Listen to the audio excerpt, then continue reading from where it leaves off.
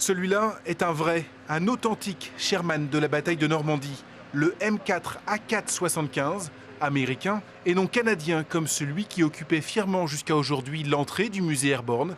Un char Sherman aussi, mais qui n'avait été construit qu'à partir d'août 1944.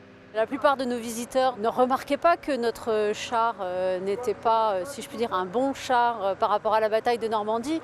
Mais pour nous, c'est important. Nous sommes quand même un musée et nous devons transmettre l'histoire. Donc évitons les anachronismes en histoire, c'est quand même bien.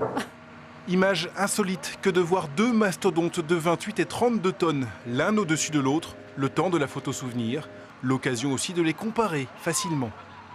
Le char que l'on avait au musée avait un train de suspension totalement différent, des chenilles beaucoup plus larges. Donc ça, visuellement, c'est quelque chose que l'on voit tout de suite.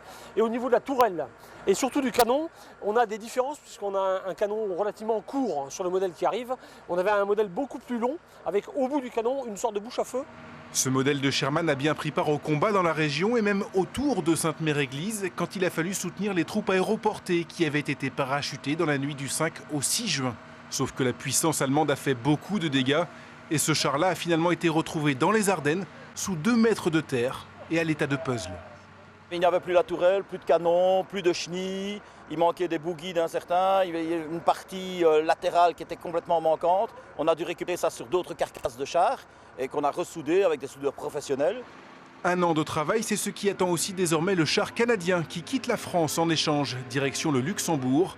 Là-bas, une deuxième ville l'attend et normalement un moteur, ce qui lui permettrait de retrouver la terre ferme et rouler 70 ans après la fin de la guerre.